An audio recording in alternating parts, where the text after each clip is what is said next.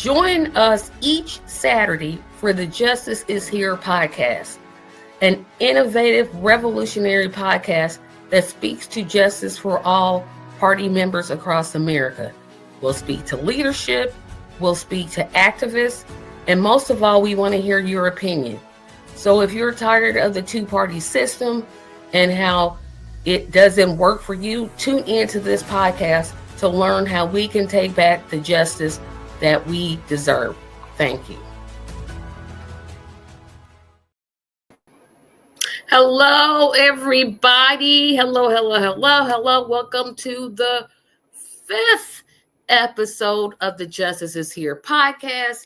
I'm glad that I could join you. I hope everybody's doing well. My guest is backstage, and while he's backstage, I have a ton of announcements to get to. First of all, a new website. No, that's not it. We're going to go to here. There is a new website for the Justice for All Party. It is justiceforall.us. The website is justiceforall.us. That is the website. Mark it down. That is going to be the website we refer to from here on out. Again, the website address is justiceforall.us. You will find information about the party. There's a resources. There's resources there. Answers all of your questions, how to get a hold of people, etc., etc.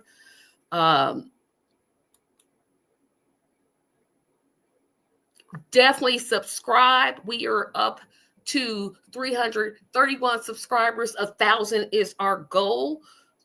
So if you haven't subscribed, please do. Subscribing literally costs you nothing. It's absolutely free. You can also be notified when I go live. You can also donate to the Justice for All Party.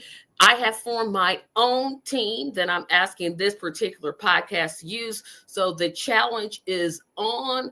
Every time I come on, I am going to be asking that you donate to the team Tracy for Justice is All to help us raise $25,000. That's right. I said $25,000. That money will go to help the work of the Justice for All Party. There is the link. I will be referring to this several times in a show. Definitely get used to seeing it. That's going to be Team Tracy for Justice for All. There's the link. Definitely your contribution of a minimum of $5 to $3,300 is definitely appreciated. Follow Justice for All. No, I'm sorry. Follow the Justice is Here podcast on TikTok, Blue Sky, and Instagram. So there's a Justice is Here podcast social media on TikTok, Instagram, and Blue Sky. Follow us there. Once I learn how to use TikTok and Instagram, I'll be sure to start using it and learn how to use it. But just know it's there for you to follow. And finally, this Saturday hangout. We will meet the last Saturday of every month, starting March 22nd at 8 p.m. It'll be following this show. We will meet to discuss, debate, and organize. You have to register. You cannot just show up. There's the link to register. And with that, I am going to bring on my guest, who I am very, very happy to have with me today. I will let you introduce yourself. Greetings. It's good to be here. I'm Dr. Stanley Talbert, and I am the chair with the Justice for All in California, and I'm very grateful to be here. I was the senior advisor for the Cornel West Melina Abdullah campaign for the President of the United States. I'm really grateful to be on your show and be in conversation with you today. Thank you for all that you do. Thank you for not calling me ma'am. Don't do that. I can't stand that. I'm like, I'm not old. I'm not. Don't let the gray hair fool you. I know I got a lot of it, but just I'm not old. I promise you. Okay. Anyway, let's get down to serious business. Before I turn this into a comedy hour. I always like to start it off with what I understand, and then to say, hey, is this right? Is this what am I understanding correctly? Am I viewing this the right way? What is it about that I'm viewing? And I want to ask you this question first before I ask you why you supported Dr. West and Dr. Abdullah. But it seems to me there's a lot of people, I call them blue MAGA, because they just, I don't know what's really wrong with them. But it's like whatever Biden did, his genocide, they were okay with it. But now all of a sudden Trump is president, and it's like genocide is terrible. It was always terrible. What are you like? Where did that shift come from? Am I misreading this, or are you seeing the same thing? And it's just like, or is it, Tracy, you're just imagining that this is not happening? Yeah, I think that's a fascinating formulation to think about blue MAGA, right? Because one of the things that we see, whether it's a red or blue, that we see some of the same policies, right? When you talk about the financialization of markets, when you talk about war, when you talk about genocide, you see it on both sides.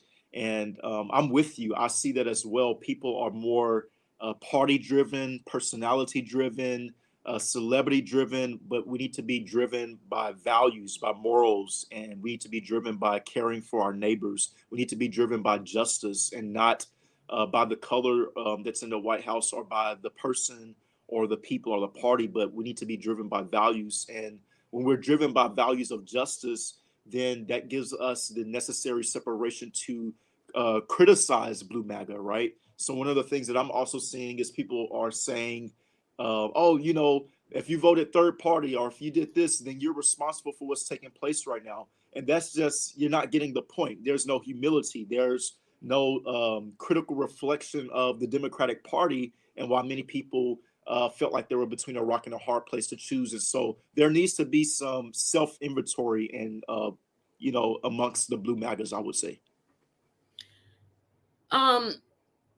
It is amazing to me that people always say that about third parties, and I'm to the point where I'm just now like saying thank you, glad I could help, because it's just a mute point. I mean, when people say that, they don't realize how propagandized they are. Like, the media literally has them thinking, well, you only have these two options. No, there were like 54 to 55 people, I believe. No, it was like more than 104. Let me backtrack my number. More than 100 people ran for the office of president of the United States. You had options. You just chose not to exercise them. Yeah. I mean, that's part of the campaign, was to break the duopoly, right? To really break out of this two-party system choice. And if we're really a democracy, then this shouldn't be such a problem. The fact that so many people won't choose outside of the duopoly, or they're so critical of you making a different decision, it really brings the question: are we really living in a democracy? And it's one thing if you want to make that decision, but why are you persecuting? Why are you ridiculing and ostracizing those who want to make a different decision, right? And so for people like myself who are operating under faith choices, I don't want to choose someone who is committing genocide, right? A lot of people didn't want to vote for someone who was committing genocide. You had it on the right and the left, and the conditions that we see now with the GOP, they were set by, as you say, the blue MAGA party. And I think it's going to sound like a statement, but it's really a question. We're going to, if for everybody watching, we're really going to move into the justice for all. I promise we are, but I have to get these kind of questions out first, because again, sometimes I think I'm thinking about things in a way that not necessarily everybody else is thinking, and I tend to go outside of what I call Facebook culture things. And it's always good for me to do the show like this so I can know, oh, somebody gets it. Somebody else is out there to get what it is that I'm seeing. Where is the Democratic Party? And I mean that in this way. Trump is out here, and I use a lot of slang, everybody, so I cut my G's off, and I don't say my TH is right. You'll get over it. Where is the Democratic Party? You have Hakeem Jeffries that says, we're not in the driver's seat. It's not our government. It's their government. What you there for? Like, you can only act when you're in power. What kind of statement does that send? When you hear someone, or maybe you didn't hear the comment, but when a politician says, well, basically, we can't do anything. We're not in power. Yeah, I mean, especially if you're looking to them as a source of hope, it'll make you feel hopeless, especially when you see this other side that has taken all of these liberties and really unconstitutional liberties. It can really make you feel quite hopeless. And really, during the campaign, what was really fascinating was the energy, the dollars, and just the amount of attention that was spent on dismantling third parties, right? That energy should have been used against the right, and still those resources and the energy that they have. I'm with you. Where's the stand, right? Where's that radical stance against this? It's almost as if, you know, this is not a fair stage. This is not a fair game. Even with Obama, right? When we think about the Supreme Court and things of that nature, you just wish that there was more of a push to make things more egalitarian and not just sitting back and being passive in the process. We see what that passivity is doing. Is costing lives, is splitting families apart, is just doing so much damage. And so we really need an active group that is really active in terms of embodying and bringing about justice and democracy in this nation. And again, I'm going to ask my question. Why are you there? Why is it? What were you elected to do? You were elected because your constituents, for some reason, said, you're our person. You're going to represent us. And you can't operate unless you're in power. Well, gee, tell that to the civil rights movement. Tell that to the anti-slave movement. They weren't in power, but they still acted. I personally am just like, his voters need to, and any other Democrat that thinks like that, to me, it's like, again, what are you there for? Why am I wasting my vote for you? And what's going to, here comes my question. What is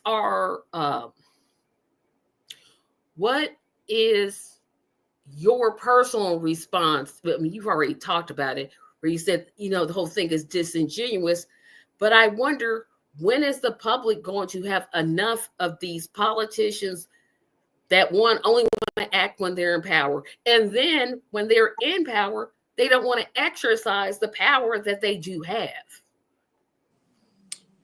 Yeah, this is really tricky because, again, I believe so many people felt like they were in between a rock and a hard place, right? And we saw this with Biden.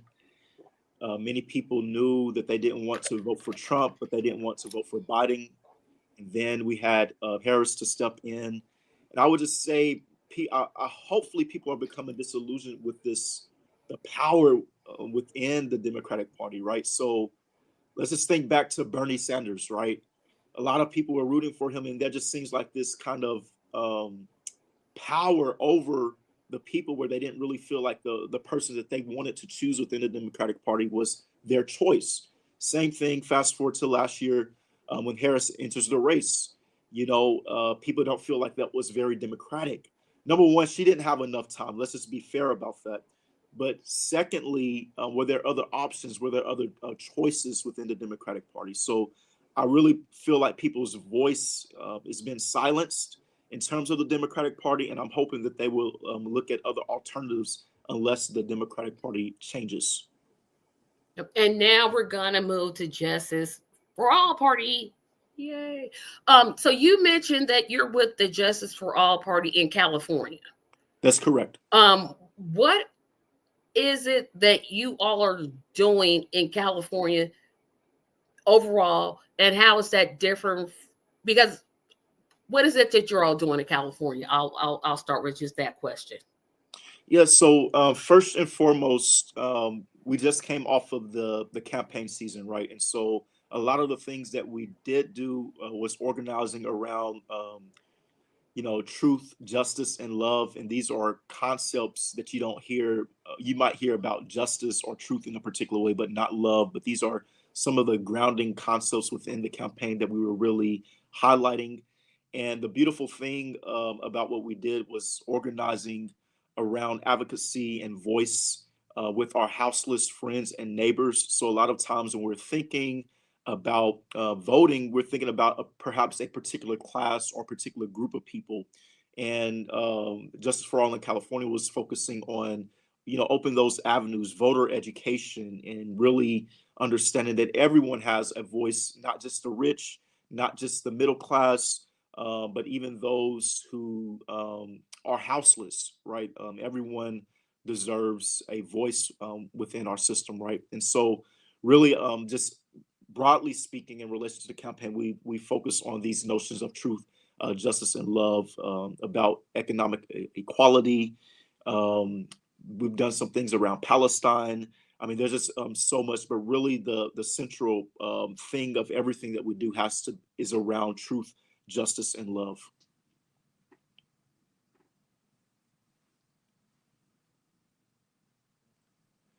I'm sorry, I think your mic is muted. See, that's what happens when you cough and then you forget that you put the mic on mute. I was asking, are you all meeting now, or are you waiting for the national committee to meet first before you start your work? We've already started to meet, and so we're doing some preliminary work. Of course, there'll be some reflection, and then because reflection is very important, what has worked, what isn't working, who do we need to be meeting with, all of these things. But we've met this year, but we will have more meetings, and we want to definitely be in collaboration with what's taking place nationally. From what my understanding in California is, when a candidate runs, let me backtrack. So when you run for something like governor or senator, you'll have what's called a jungle primary. Please correct me if I'm wrong. You have a jungle primary where it's the two top people. Doesn't matter whether it's a Democrat, Republican, Green, or Libertarian, whoever the top two candidates are, that's who's on the November ballot. Did I get that right? Yeah, from my understanding, I'm not all the way sure, so I don't want to go on the record to give you the perfect answer, but I believe that's around the process. And if a person doesn't, like Dr. West, obviously, you all, when you do petitions in California, because obviously I live in Indiana, so I don't understand how that works. You have to get a certain amount of signatures, or you have to have people declare that they're for that party. That's where I get confused at. Yeah. So it really depends on, like, the election. It depends on the timing, because a lot of these things change as well. So especially, like, one of the things that we encountered during the campaign was ballot access. This is relevant. It's not the same thing, but it's very relevant to the conversation. And one of the things that we saw was, as you're mentioning, in different states, there are different rules and criteria. And also those rules, they change, right? So it's very interesting to think about that, how the rules change, and then the timing of the rules, and things of that nature.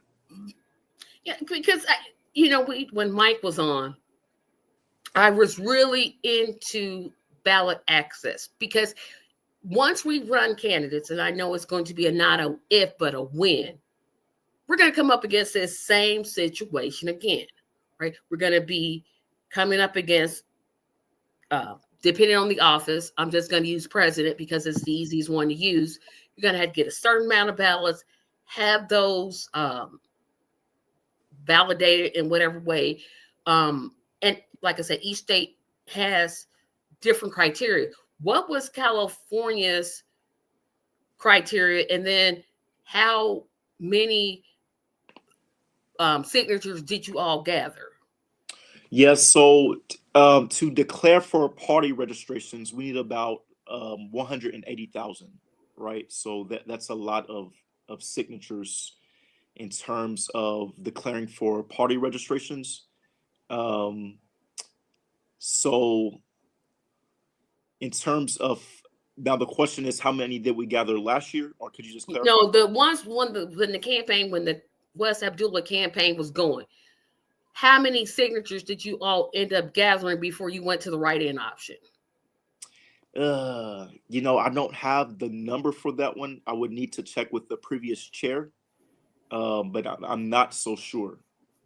But one of the things again that the campaign was managing is like, okay, what's happening in Texas and what's happening in Louisiana? What are the easier options that we have as we go along and this is what makes it so difficult when you're facing a duopoly, right? So both of the major parties, they already have this access, right?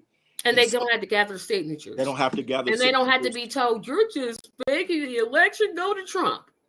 Right. They don't have to face any of those things. Right. And then as we don't have the same amount of funds and money and donors that they have, right? So even if they didn't have the signatures, in some ways you could pay or you could do things of that nature. But I would say we were around 2,000 signatures, but it was disputed. There was a lot of different things in terms of the process that we were in conversation with, because with the 2,000, whether it was the spelling of a name or the type of information that people received, there were just a lot of different things in relation to that. Wait a minute. So California has 52 million people? Did I get that number right? Let's just say yes. Okay, so if there are 52 million people and you have to get 180,000, that's way less than 1%. Like, I'm trying to do the math in my head. What do you think? And I have my own answer to this, and I'll kind of preference my question and say it. I'll say what I think, and then you can say, Tracy, no, you're always wrong about this. I don't know if you actually gathered petitions yourself, or whether that was done by a different group. But I know, as a person that gathered signatures, the number one thing that I got so tired of hearing was that a vote for Dr. West was taken away from Harris as though she automatically deserved my vote for some reason. I still can't exactly, nobody can, besides her being Jamaican American, no one can tell me any other reason to vote for her besides that and her being female. Okay, but her administration still supports genocide. And it's like, you're setting it up for Trump, and if Trump wins, it's your fault. How does the Justice for All party move for that? Because that criticism, it's not going to go away. I think what's going to happen is it's going to intensify, because the blue MAGA is going to say, it's your fault. You got people to stay at home. You talk people out of voting. You voted your conscience when that stuff really didn't have to do with us. We could work with her on these issues. What Trump is doing now, it's all your fault. I don't think that goes away. I think it intensifies. Yeah, for sure. And just to clarify, so to the previous question, when we think about the many people in the state, we have about 7 to 10 million registered voters, right, within the state. And the problem that we were encountering was people showing up as registered voters for Justice for All. So we're constantly in conversations and embattlement with that. Now, to this question or this claim, a vote for West is a vote for Trump, right? We heard that so many times. Number one, it's very condescending. It's a conflation, and it really reduces our personal freedom to actually let our vote be our voice, right? Also, again, it reinforces this duopoly, right? A vote for West was a vote for West. Okay, their policies are different, especially at that time. It was really about Palestine, the politics around Palestine. If you look at West, he has a different stance on Palestine from the Blue MAGA or Harris or others, right? So let's just be very clear here that some people they voted for their conscience, and in good conscience they could not vote for someone who was enabling genocide, and many people still stand by that, right? I think the onus is not on a party like West or Abdullah. The onus should have been on the Democratic Party, right? They should have made the changes. They should have made the necessary changes. They should have listened to their own people, right? So the fact that during the season leading up to the election and at these gatherings, they're not allowing for Palestinians to speak or to have the freedom to voice their voice. That's very problematic. And I think that is what happened, that they did not allow everyone within the party to have a voice. And therefore, that is a part of what was a part of their downfall this election. But if we look at the numbers, all the third parties put together could not have saved Harris in this election. So again, they spent a lot of attention, a lot of time and energy trying to, reduce third parties when they should have focused that attention on being more egalitarian. What was racist? See, Tracy, shut up. Did nobody see? I'm really trying. Yeah, know I'm trying, but sometimes things just shoot out of my mouth, and then I gotta make sure. I have to make sure to keep it in check because I was about to say something like, but apparently it's racism and sexism.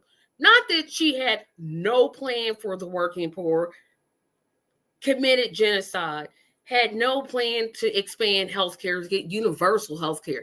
If she had just said, I'm going to stop giving money to Israel, she would have won easily, no questions. That's that one statement, and she wouldn't do it. That's all it would have taken. She could have been like, no, minimum wage should be $9 an hour, something ridiculous. But if she did that one thing, but she didn't do it. But apparently that's my fault. Right. And I think there's something to say about the racism and sexism, right? First of all, I was very angry to even see white Christians and white pastors to be so sexist and so racist against Harris, right? You can be critical of someone's policies without dehumanizing them. And I saw a lot of dehumanization as a Black woman, right?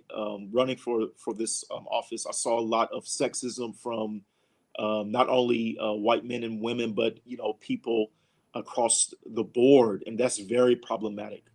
But at the same time, we can uphold her humanity and critique the policies, right? And I think that's where we need to move so we don't have an identity-based politic, right?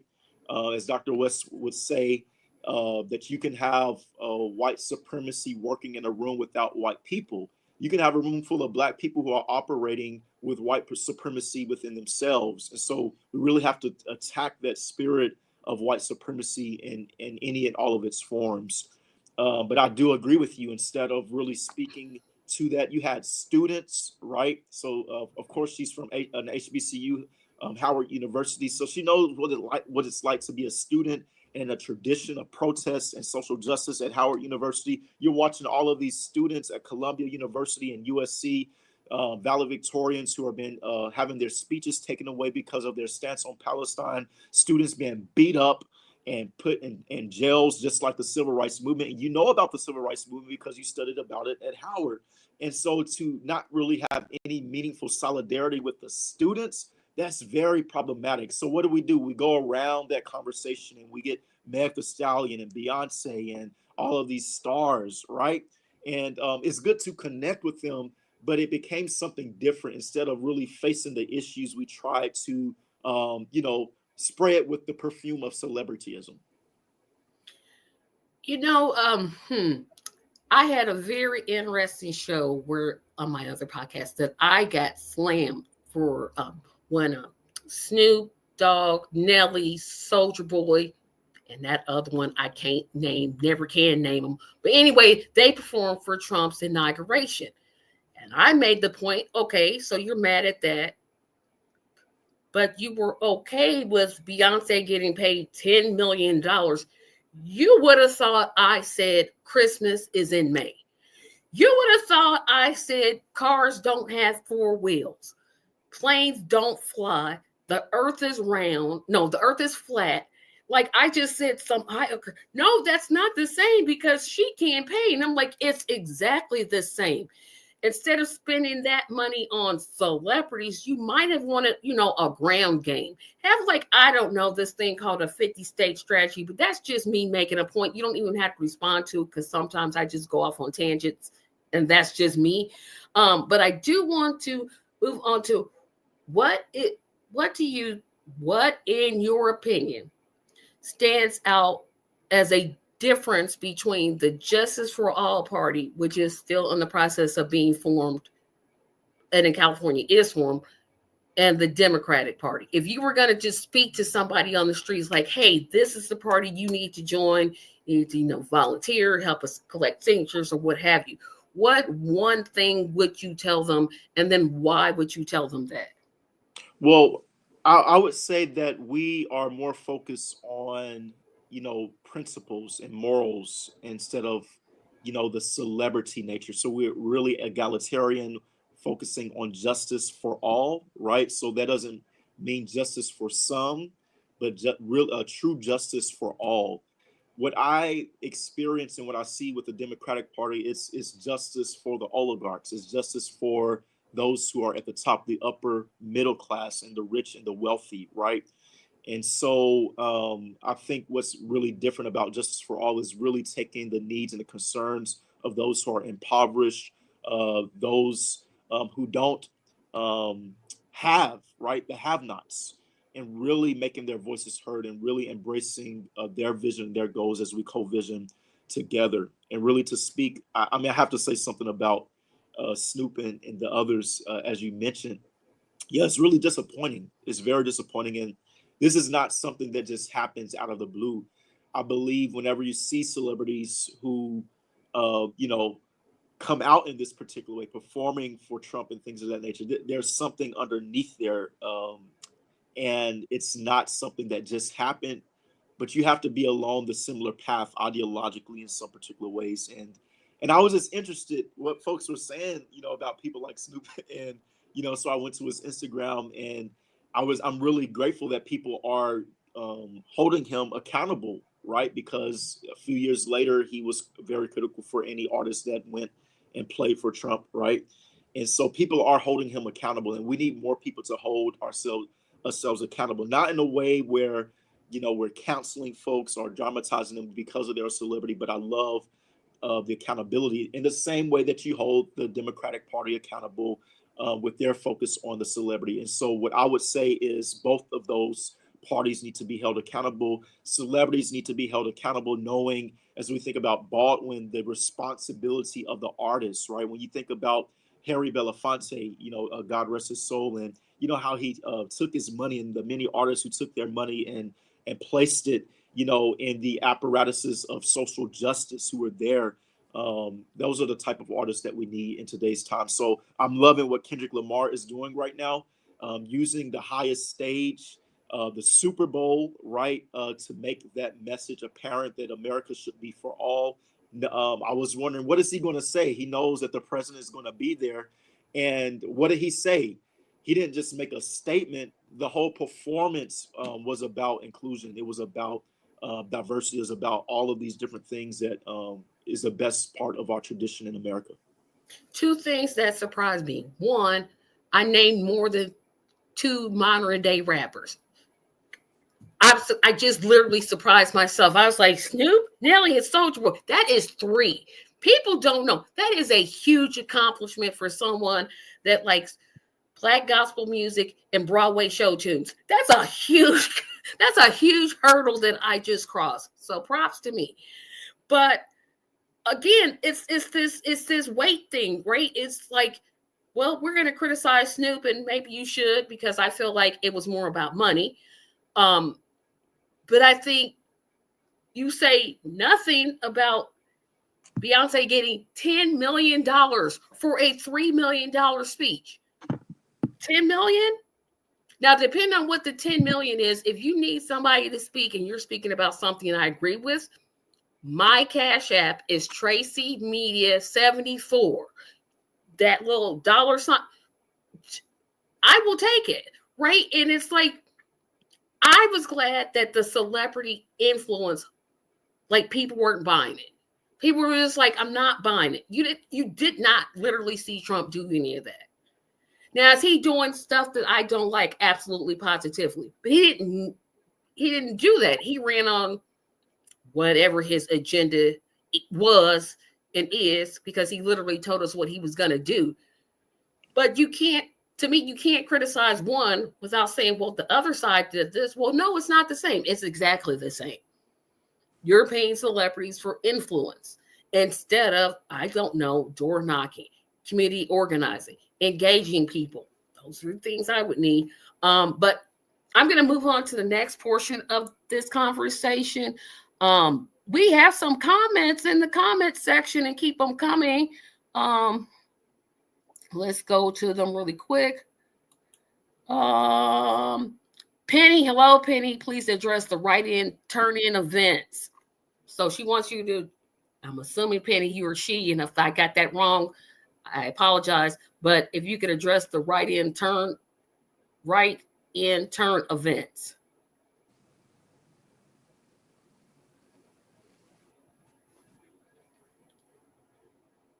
Are you reading a question? Yeah, I'm reading the comment section. And what was the? Penny wants you to address the write-in, turn-in events. I guess when you all turn in like your petitions, I'm guessing that's what Penny means. Yeah, I would just need some more clarification. So if we're talking about in the state of California, again, we had around 2,000, but folks were not the recognized as being a part of the party, which is why there has been ongoing. So if we're talking about California, that's one set of issues. If we're talking about another state, it's another set of issues. Okay, so next comment, 1,500 Justice for All registrations in California. So I'm assuming she's from California. Rue, by the way, hello. Hit the thumbs up button if you're watching. Please do. We need to get this podcast in the algorithm so YouTube can recommend it. So that would hit. Then she says 30 million, but I don't know what that means. Oh, so you all don't do signatures, you just do registrations, like you do party registrations. And I'm saying signatures because keep in mind, I'm from Indiana. So we don't, like, in Indiana, to be considered a party, you just need to have like $200 in your bank and you're considered a party. That's all you need. $200, you're a party, that's it, that's all. Now, the signatures we have to get is 37,963. Don't ask how I remember that number, but I do. So you all do registrations, not signatures. Okay, now I understand. Oh, look who we have in the building with us today, Dr. West. We love Dr. Stanley Talbert. He is family. Thank you for tuning in. I love the West, too. That's family. Dr. Anahita West, Dr. Cornell West, sending my love to you as well. What great information media platform. Thank you, Miss Tracy. Thank you. You're welcome. Subscribe if you haven't. I say that to everybody. Hello, Cousin Nelson. We need to remind people of all the mayhem that MAGA administration is causing and how the Democrats are being complicit by not doing it. See, this is why I love Nelson, and he's my play cousin, because he says what I'm thinking, and I don't have the ability to say And it's like he's literally reading my mind, taking all the muck out and saying it just like that. That is my number one complaint against it. They are so complicit. And when you point out their complicity, it's like, you not done, we didn't do it. No, you know exactly what you're doing. It's a purposeful thing because they're owned. And I'm saying this for the people watching. The Democrats and the Republicans are owned. They're owned by the corporations that are giving them money. Justice for all is people driven. People driven, not money driven. Our party will never, ever capitulate and bow down to the interests of the corporate system. I know I can say that with like 100% confidence. That's right. We ought to value people over property, people over profits, and it's the other way around with all the oligarchy-driven type of government where profits and property are over people. We have enough money, we have enough space for everyone to have a house, for everyone to live with dignity, and yet that's not the case in this nation right now. I do have to kind of talk about our current administration. It really bothers me that now people, how can I say this and it makes sense? I'm hearing a lot of reports now that people are regretting their votes. Part of me, if I'm being 100% honest, part of me wants to say just what you get, you should have known better. You should have just voted for Dr. Cornel West and we wouldn't have these problems. Of course, I know somebody out there is going to be like, what is it that you're smoking? What is it that you're drinking? You're on this island that nobody else is on. But part of me wants to say, you know what? That's just what you get. Then another part of me says, I have to fight. I don't know how to combat those two things. Because again, part of me wants to say, yep, oh, well, you voted for that nitwit. Oh, shut up, Tracy. See, I gotta stop. I gotta stop with this. I just say just flying out. You voted for that person. You knew he was a liar. You knew he was a 34-time convicted felon, and you said, okay, and now you're crying? Project 2025 literally told you what he was going to do, and you just ignored it. But then again, now that we're seeing cuts to Medicaid, now that we're seeing possibly 1 million people are going to enter in to unemployment because there's reports that he wants to fire up to 1 million people. How do I, and people that feel like me saying, haha, just what you get, balance that or combat that with, yes, there's work to do? Yeah, I think that's a great question and a very honest place to be. I'm actually in some particular way where you are in terms of how I feel as well. So even before the results, one of the things I was saying is this is what America deserves, right? So I do believe that there is a difference between what Harris's America would have been, or her campaign, or her governing of the nation would be, and Trump. I think there is a difference, even though Right. I remain critical of the genocide and other of the policies that are not egalitarian, right? So I want to be clear about that. That it's worse, much worse under Trump. Especially with the racist component, the white supremacist piece, right? But at the same time, if America voted for this man, and if this is the type of people that we are, then this is us. This is perhaps what we deserve, right? But at the same token, I know it's not what the good people, the folks who go to church with, and the people that have live in the legacy of Ida B. Wells and so many others, that's the vision that keeps us to fighting for better or for more. So I do live in that paradox or that dialectic of okay, this is what we deserve, right? So he's telling you what's going to happen with our brothers and sisters who are immigrants, and you're still voting for him. He's telling you what he's going to do in Gaza. He's telling you what he's going to do with funding and HBCUs and all of these different things and black jobs. He's telling you, and you didn't believe him, right?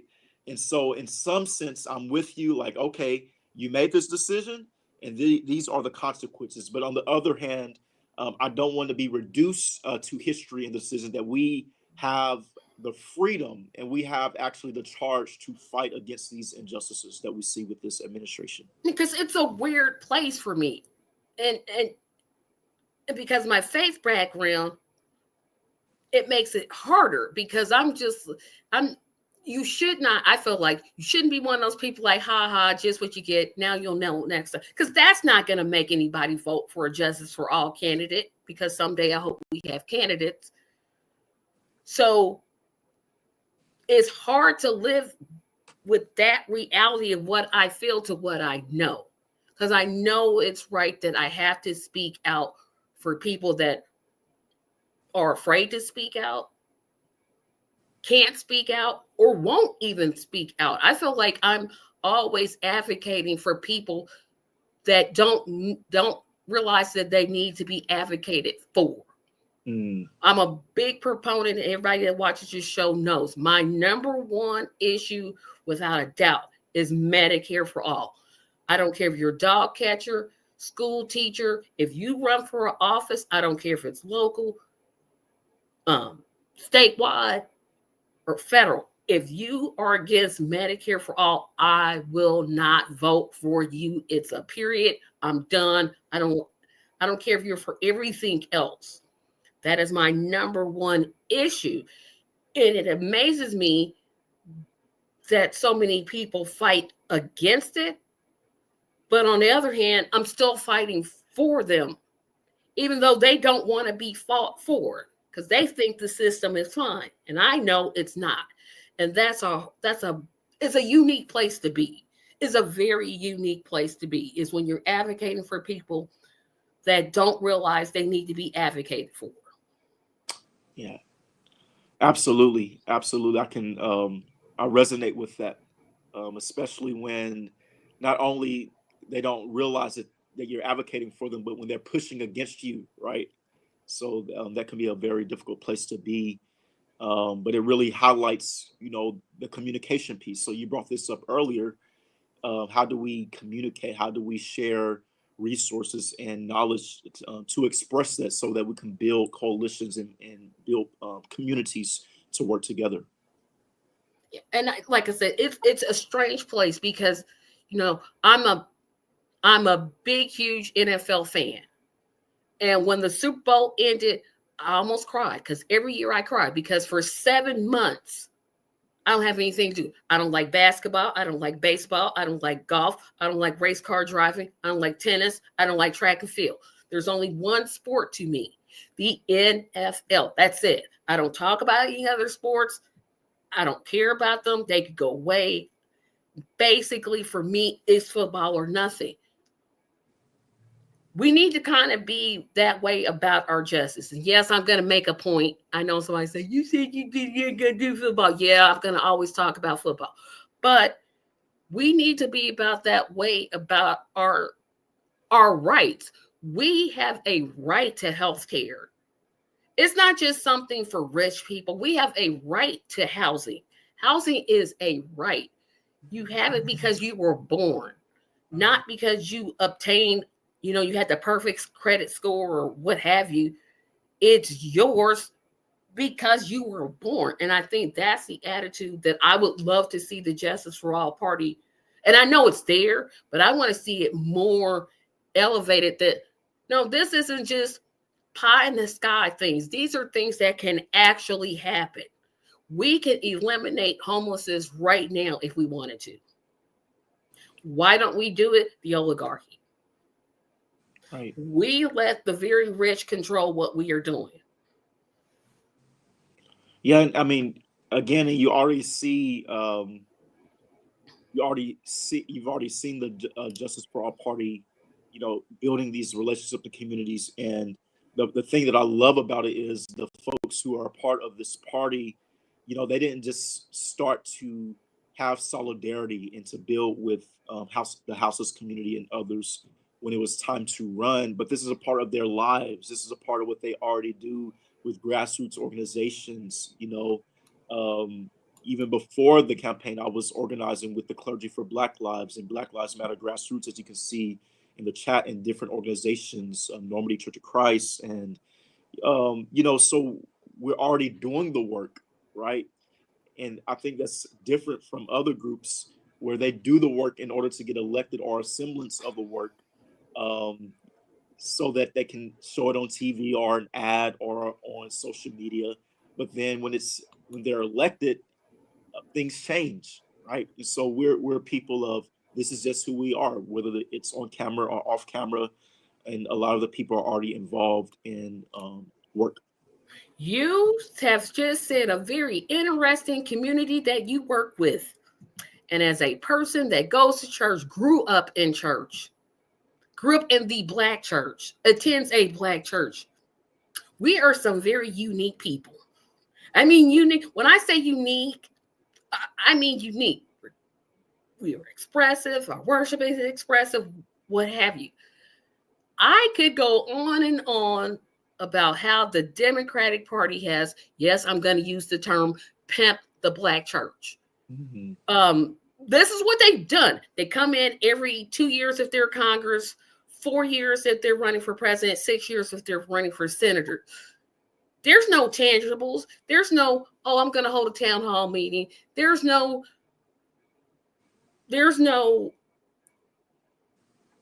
organizational work going on through. It's just at election time. Talk about the difference in terms of what you did in terms of reaching out to that specific group that Democrats did not do. Because I think this is one of the things that I don't want us to miss, is how important that community actually is. Right. So, my role as senior advisor for faith communities was really getting in touch with different religious groups and organizations throughout the nation in relation to the campaign. And one of the things that I noticed was, when Biden was running, we did receive a lot of support. I believe there could have been more support amongst clergy, particularly Black clergy. But then when Harris ran, some of our support just vanished overnight, right? It vanished overnight. I believe that, of course, there were some people who were looking at the practicality of things for them in terms of a presidential candidate. But then I believe there were some who wanted the spotlight, right? So this is one of the things that, King was really talking about in terms of being more in love with people than dollars, right? We need more leaders who are more in love with people and the things that are due to those people than the spotlight, than contracts, than money, right? And I think that's one of the things and reasons why we have a lot of Black clergy who won't be committed to justice, because they're committed to a seat at the table and a type of visualization. One of the events that I'm thinking about even is in South Carolina. There was a situation at one of the churches in South Carolina, and South Carolina is very important to me because one of my ancestors was sold in South Carolina as an enslaved person, right? And I believe when Biden was speaking, there was a group of constituents who were saying, protesting Biden in the name of Palestine. And what did the church say? What did the people say? 4 more years, 4 more years, 4 more years. And it really reminded me of that biblical scene where there's, put on the table Jesus and Barabbas. Like, who do you want me to release to you? Jesus or what? Or Barabbas, right? And the people said, give us Barabbas, right? And that's how I felt the Black churches sometimes, is that we don't choose what's best for us, but what's most glamorous, right? We want access. We want all of these things. And so I think it's very important for us to have leaders who are committed to justice. And so, for my context, I really like to work with clergy and leaders who are not after the spotlight, who are not trying to be the next Dr. Martin Luther King Jr. Because in that attempt, you're gonna do things for the wrong reasons, right? These are people who actually lost their lives. They sacrificed a lot. Their homes were bombed. Like my grandmother, who organized in Mississippi, she had death threats, things thrown into her home. Even her minister at her AME church told her not to push for integration. And so it takes a lot of courage. It takes a lot of integrity. And these are the type of faith leaders that we need today. Yeah, and it just amazes me because I use the term pimp, and I don't apologize for using it because it is what it is. If you're not doing it, then you're not guilty. But it's so convenient to me that they do that. And it's not for just any reason, right? They're going there to get access to the Black community. Because say what you want about church attendance or whatever, that those particular pastors that they target have influence, whether I personally like it or not.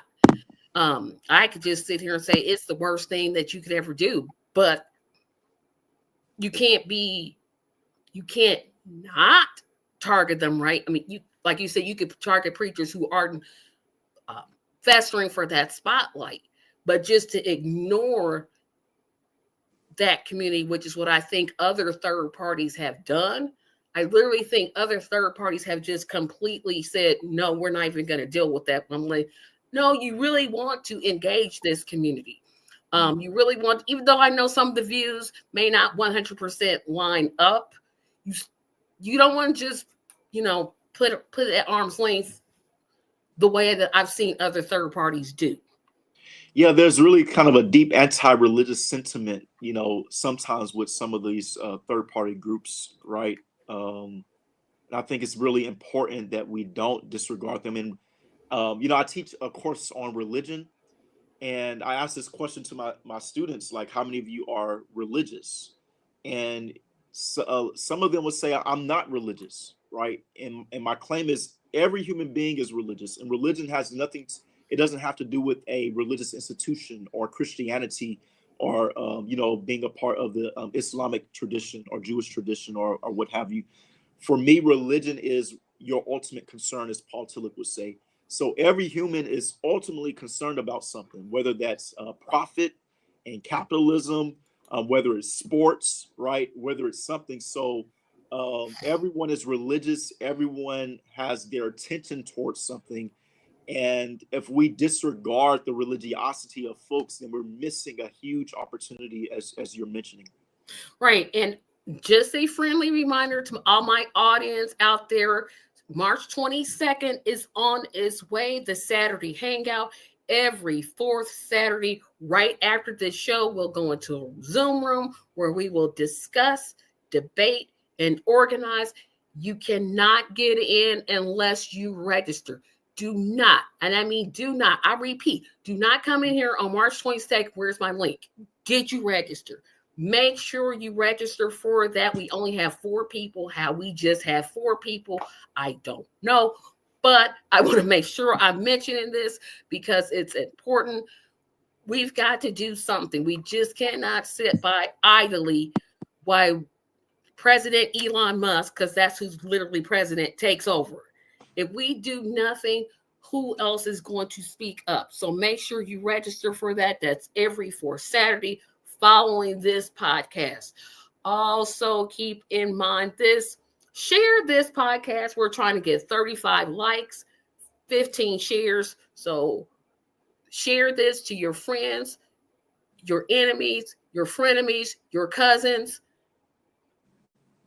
on your websites, on your Facebooks, any place you can get this podcast out. The work of the Justice for All Party is important. We're trying to get that message out, and we want to use the algorithm in our favor. The more people that share, the more people that like, the more likely that YouTube will suggest us to people that are looking to make a change. And I think that's where my final question comes in, is ultimately, why is it that we should care? Why should I care? I think I know how you're going to answer this, but why should I care whether the Justice for All party is successful or not successful? Yeah, I think if you care about people, and when I say people, it's not only citizens of the United States, and that would just be a huge first step, caring about every citizen, but just caring about every person, right? If you care about how people are treated, if you care about education, if you care about everyone having a house and food on the table, care about people having access to medical care that they need, right? All of these things should not be um, a very arduous or difficult task, but these should be parts of what it means to be an American, right? Having access to these things. So if you care, if you love your neighbor, as we say in our tradition, then these are some of the reasons that you should definitely care. And also, you refer to President Elon Musk and what have you. In this moment, it can feel like we're in a hopeless situation. I'm thinking about when King was talking about the moment. Where do we go from here?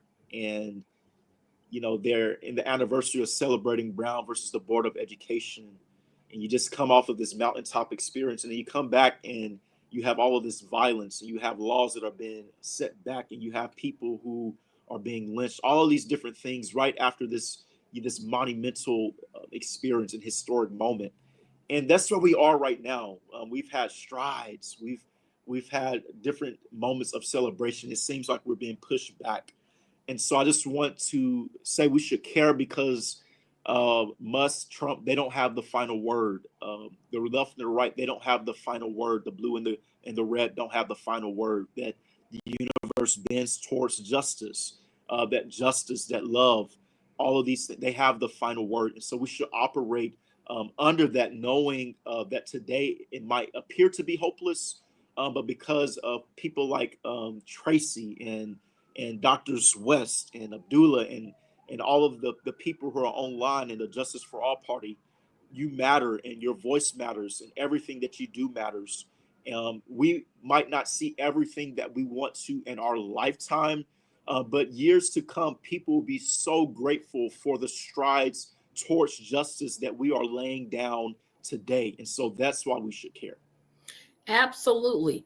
My only problem is you included my name in there. That those were some heavy hitters you put like right there. I'm like, I was right with you. I'm like, no, I'm just here. No, that's the point. That's the point. That's the beauty of us. We're here. We all have the same value, right? So just the fact that you're holding these conversations and that you're keeping your hand on the plow, that's a beautiful thing. And I want to encourage you just to keep on doing what you're doing and having this platform, because again, years to come, people are going to be looking at this and studying. They're going to see the voices that remained committed to truth, justice, and love, and you're going to be one of those voices. And so we're No, really you put some heavy people in there. I'm like, ooh, wait a minute. I mean, thank you. I already gave Dr. West $20 for his comment. Then I had did Miss West 20 for hers. I only have, a certain amount of $20 that I can give away. And y'all really stretching it. You're making me feel good. And I really appreciate that. Can I say I appreciate that? Because I do. Lastly, yeah, that's a word. I want to find this because I mentioned about the Saturday hangout, but I want to mention one more thing before we say goodbye to everybody. Keep in mind this. So I've done this. I started it off on the first episode. I did it on the second episode. I did it on the third episode. I did it on the fourth, and I'm going to keep doing it the fifth and the sixth and the seventh and the eighth and the ninth. I started off issuing a $5 challenge to everybody that watched this podcast. I said, if you're watching this podcast, you can donate at the old site, but now you can join my team. I have a personal goal. I have set the goal for $25,000. You can donate $5, $10, up to $3,300. This will be the link you go to every single week. Yes, I will keep going. Yes, I will get on your nerves. Yes, I'm going to say that the money raised will go towards the work of the Justice for All Party. Nobody's getting rich off of this. Trust and believe. This is going towards the groundwork that we need to build. So keep in mind, you can join my team. The goal is $25,000. I'll keep saying I'll keep it up just a little bit so you can take a pen and a piece of paper and copy it down, because it's not on the main website. Keep in mind now that the new website is justiceforall.us. That is the new website. Don't go to the old one. Go to this one. And now you can learn about the work of the Justice for All Party. Get connected. Make sure that you're signing up to volunteer. Volunteers are always needed. Dr. Talbert, is there a last word that you want to say before we head out? My last word is just, keeping our hand on the plow. Again, thank you for holding this space for conversation, much needed conversations, because there are not a lot of spaces where we can have these type of conversations without being shut down or reduced or conflated to a particular ideology or thought. So these conversations are very important for those who are watching. Just keep the faith, and let's keep witnessing to truth, justice, and love. Thank you so much. I enjoy all my conversations, but I really enjoyed this one. And I want because I know Dr. West, she checked in. I really enjoyed her last week. She was so outstanding. Everybody has been so outstanding. And that's what I really appreciate. And that's why I started this podcast, because there are people working, like Dr. Talbert said. Tracy's going to just put it in Tracy speak. It's hard in these streets. It's hard to stay encouraged. But if we know that there's somebody working with us, it makes the load a little lighter. So I want to thank everybody. Remember to share this episode, share this episode, share this episode. I'll see you next week. I'm going to take us down. I'm going to do the outro. We'll see you next week. Have a great day. Thank you for tuning in. Bye-bye.